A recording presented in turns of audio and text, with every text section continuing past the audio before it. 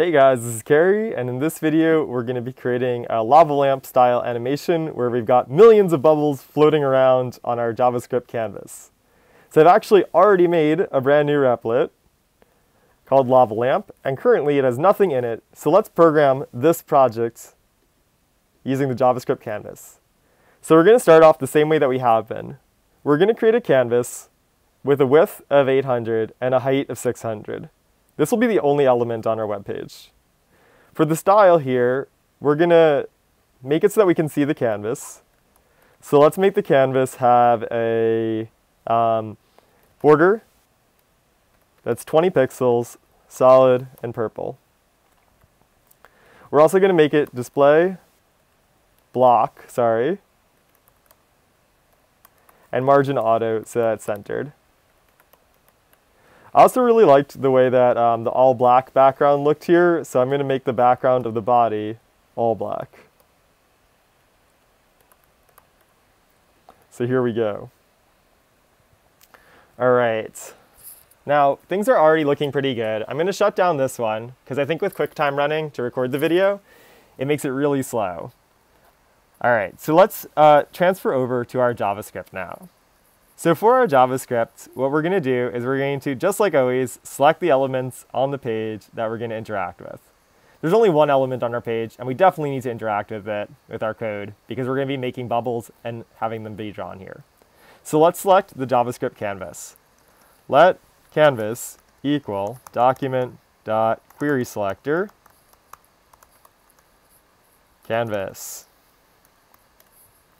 We're going to get the context, which is the tool that allows us to draw on the canvas. So this is the same way that we've started all of the projects. It's hard to type and talk about different things at the same time. But this is the same way we started all of our projects recently. All right, so now what we're going to do is we're going to start to set up the drawing loop, which will allow us to draw in the background here. So I'm going to create a set interval loop that's going to repeatedly draw on this background. So it's going to repeatedly run the same function every 10 milliseconds.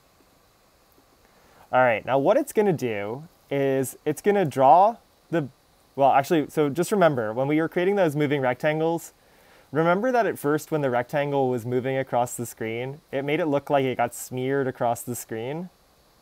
And then what we discovered is that every time we draw on the canvas, it doesn't automatically erase the old things that we drew. So what we discovered was that in order to draw on the canvas, the best way to do it is, let's say we're drawing a group of circles that are moving, draw the background over everything, which will create just a blank black screen here for us to draw on, and then redraw all the circles in their new spots. So what we're going to do is we are going to start off by drawing the background. Now I'm going to do things a little bit differently this time. When we drew the background, well, actually, let me do it the same way. When we drew the background, we got, let's see what we did. We set the fill style of the canvas equal to black, because the background here will be black. We began a path, because we were creating a new shape.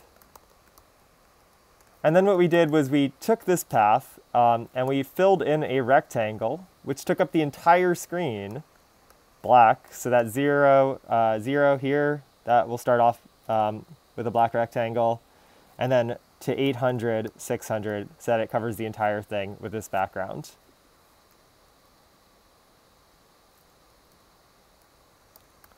All right, and then what we did was we actually filled in that shape.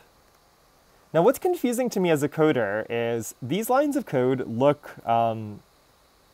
kind of detached from reality. I mean, it's pretty easy for me to figure out what they mean because I've got my head in the projects. But if I look at this later on, it's going to be really confusing to me what exactly the coder me was doing here. So a nicer way to do this is we can actually say, let's package these all together into this idea. I'm going to cut them out now. This idea, which is really what those lines of code do together, is they're a recipe, a step-by-step procedure to draw the background. So I'm going to define for the computer a function which is draw background. And every time we say now the words draw background with those parentheses, the computer will look up this procedure and it will say, oh, draw background really means do these 4 steps. Now this is a couple of things. It makes the code a little bit neater because I can see every 10 seconds we're drawing the background. It also makes it more understandable because instead of having 4 weird lines of code there, I've just got draw background. Now what we're going to do is we are actually going to draw a bunch of circles or bubbles. So in order to think about this, to draw a bunch of things, do you remember the Pokemon project where we had a bunch of Pokemon all in the same list? We're going to store those inside of a list. So what we're going to have here is a list of bubbles. Like that. And what we're going to do is we're going to say, okay, for each of our bubbles, every time we go through this loop, we want to draw the background to erase everything. Then we want to go into the bubbles list. And for each bubble, which will be the members of the bubble list. Sorry, this is that weird thing where we have the double parentheses and then the arrow function. Go into the bubbles list, and for each bubble, what we will do is we'll update the bubble's position. Update bubble, and then we'll draw the bubble. And so what update will do is it will move the bubble to the new position, and then we'll draw it. Okay, so these functions don't exist, update and draw. So what we're going to do is we're going to write those functions to teach JavaScript what it means to update the bubble and to draw it. Let's start off with the draw function, because that's more interesting. And actually I'm going to change these names to draw bubble and update bubble. So function draw bubble. Now when we draw the bubble, we're going to be drawing a lot of bubbles, so we have to tell JavaScript which bubble, sorry, my B key must be not working, which bubble to draw. Now we can think about what it means to draw the bubble. Well, all the bubbles are going to be the shade of green, so we'll set the fill style to green, or light green actually. We're going to create a new path. We're going to fill in not a rectangle, similar to background, but we're going to make an arc. Now, here's where it gets interesting, actually. Because the bubble moves around, and because we're doing this to different bubbles, the x, y, and radius of the bubble will change over time. And so we'll draw an arc with whatever the x and y coordinates of each bubble are. And then we'll make the radius, whatever that radius is, so we'll leave those as variables. But then the angles will always be a full circle, so 0 to 2 pi. And then we'll fill in that bubble. All right. So basically what we have here is we say, every 10 milliseconds, draw the background, update the bubble, and then run this procedure to draw the bubble. Let's think about what our bubble might look like. So each of our bubbles is going to have an x and a y and a radius value. So let's see. I could think about the bubbles as a group of objects, maybe a group of numbers, with an x value, a y value, and a radius. So each bubble is basically in this format, an x value, a y value, and a radius. And if our bubble had these values, we'd be able to pull these values from our bubble list, which lists out these 3 numbers, and plug them in here, here, and here. So let's create some example bubbles for our bubbles list. So really I should have wrote let bubbles equal. And I'll put one bubble at the center. So I'm creating another, well actually let me just copy and paste this since we already wrote it. We'll create one bubble at the center. And then we'll have another bubble, and this one will be 100 for x, maybe 500 for y, with a radius of 10, so that's a smaller radius. All right. So the last part here is we're going through the bubbles list. For each of these things, we now need to figure out what values should go for x, y, and r. So remember in a list, when we want to reference these things, we call these the 0th, the first, and the second values. So what we'll say here is the x value is really the 0th number, in this case 400, or in this case 100, from the bubble object. So go into the bubble list and pull out the 0th object, and that will be the x-coordinate that we should draw our bubble at. Go into the bubble and pull out the first 0, 1, the first indexed object, and that will be the bubble's y position. Go into the bubble and pull out 0, 1, 2. That will be the bubble's radius. All right, so I think we've got a recipe for drawing the bubble. We don't have update bubble yet, so I'm going to do command / on this line of code to momentarily comment it out. Let's see if we draw our two bubbles correctly. We do, awesome. And if we were to add in a third bubble, let's say this one with x-coordinate 700, y-coordinate 500. So 700, 500, and then radius 20. It should draw 1, 2, 3 bubbles now. Awesome. So what's cool now is we can just add bubbles to this list, and without changing anything in our drawing interval, it will automatically draw each of these by going through the bubbles list. All right, next up is the update bubbles list. So to update our bubbles,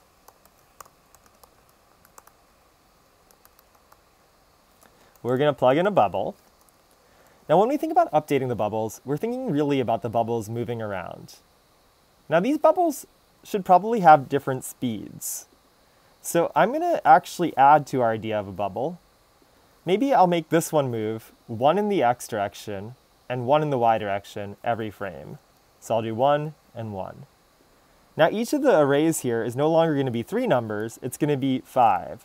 So I'll have a speed x, a speed y. So I'm going to update these to be, this one will have a speed of 1x, 1 in the x direction, 1 in the y direction. Actually, sorry, that's the middle one. 1 in the x direction, 1 in the y direction. This one, let's make it go upwards. So that will be a speed of 0 in the x direction. And then upwards on our y-axis means down by, like, let's say 2.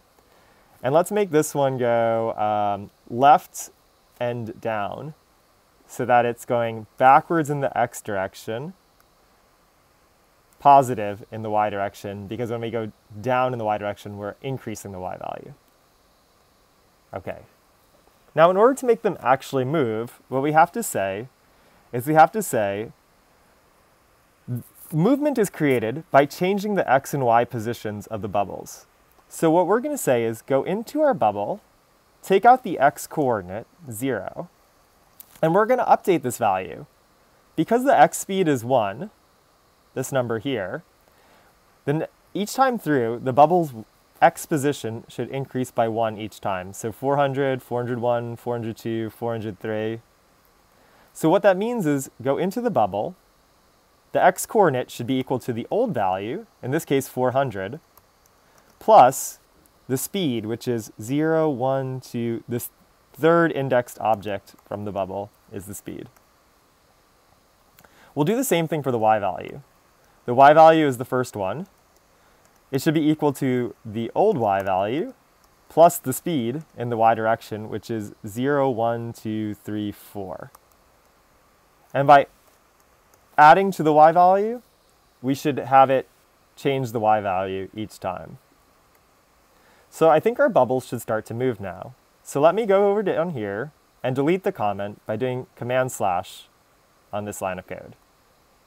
So our bubbles now move. And you'll notice that very quickly they float off of the page. So the last part about updating the bubbles is to create our bounce condition. So basically when we want to figure out for the bubbles to bounce, we have to look at two different inequalities. If we want to bounce in the x and y direction, let's think about when we're going to bounce. So if our x coordinate, which is the 0th object in the bubble, is greater than 800, we'll be off the page over here, or that same coordinate is less than 0, we'll be off the screen over here. Will be less than 0 in the x direction, or greater than 0, or greater than 800 in the x direction. That's when we want to bounce off these walls. So what does it mean to bounce off the walls? Well, let's say we're starting off over here. If we're moving to the right, we know our speed is positive. Let's say it's positive 5. So we slam into this wall, past 800 with a speed of positive 5. In order to bounce, we basically want to go the same speed, but in the other direction. So now our speed would be negative 5. Let's say we slam into this wall now. This would mean that our position is less than 0. Our speed must have been negative 5 going into it, but now we want to bounce off at the same speed. Our speed should be positive 5, so that we're moving now to the right. So no matter which of these things we're in, off this side or off this side, we basically want our speed to be the same value, but the negative version of it, or the positive version of it. So to do that mathematically, we'll say that our speed, 0, 1, 2, 3, in the x direction, should be equal to negative 1 times our speed. And that way, if our speed was positive before, it will turn it negative. And if our speed was negative, negative times negative will make our speed positive. All right, let's copy and paste that and update it for the y ones. So y is going to be the first value. Off the screen in the y direction means that we're greater than 600, or that our y value is less than 0. That would mean off the screen above. We're going to put here that our speed in the y direction should be equal to negative 1 times our speed in the y direction. Because if we had a positive y speed, it should flip to negative. And if we had a negative y speed, negative 1 times negative should give us a positive y speed. All right, so now I think our bubbles will bounce. Sweet, they're bouncing. All right, so it looks like things are pretty good here, and we can keep adding more bubbles to this. But I don't really want to make 1,000 of these bubbles. So I guess what I'm thinking is we could create a function which would generate these bubbles. So let's do that. Function create bubbles. So this is going to create however many bubbles I tell it to create. So I'm going to put a number there, create n bubbles. So what I'm going to do here is when we run this function, I'm going to start off with a counter equal to 0 because I've made 0 bubbles. And I'm going to say as long as our counter is less than the number of bubbles we want to make, well, our counter is less than the number of bubbles we want to make in total, then we'll create a bubble.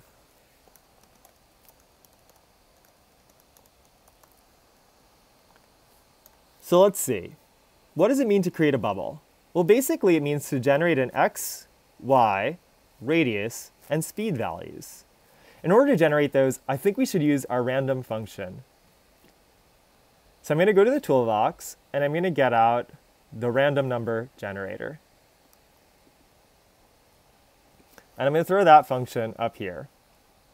So what this will do is it will generate a random number from any min number to any max number. So to create a bubble, let's generate a random x number. So let's let x equal generate random, and x should be anywhere from 0 to 800 because that's the width of our canvas. Let's let y equal any random number from 0 to 600 because that will be the height of our canvas. The radius should be some random number maybe, and you can choose kind of what you want to do with these things. I'm going to make it between 10 and 40. That way the radiuses are not 0 and the radiuses are not too big. Next up, the speeds. I'm thinking that the speed in the x direction should be equal to generate a random number from like -4 to 4 so that we can move left, right in the x direction. I'm also going to do the same thing for y with the same values. -4 to 4.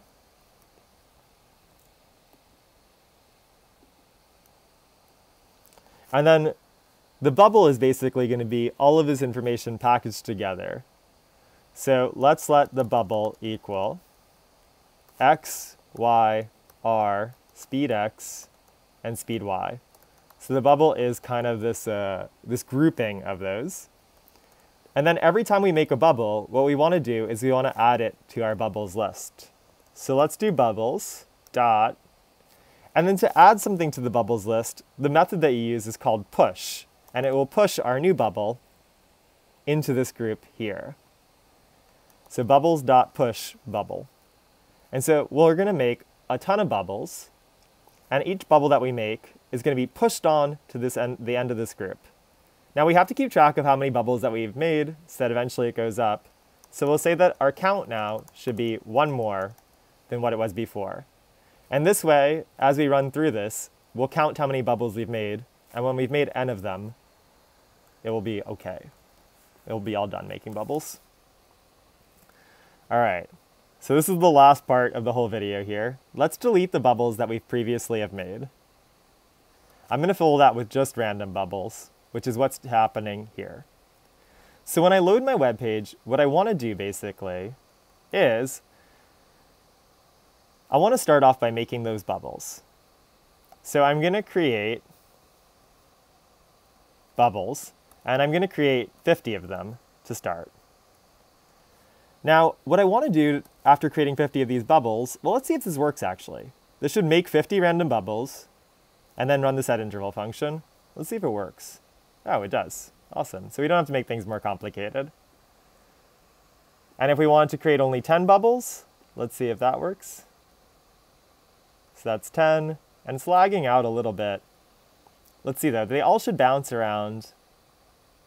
And we've got a pretty cool little lava lamp here. So there's a lot more that you can do with this. You can figure out how to change this into a circle. You can figure out how to make these slightly different colors than each other. You could change the values around so that yours looks pretty unique compared to mine. Or of course, the best thing to do is to just make it have a ton of bubbles. So it's pretty cool how using this gigantic list of bubbles that starts off with nothing in it and some functions, we can very easily control the actions of 100 different objects using very few lines of code. All right, guys, I hope you found this video interesting. See you next class.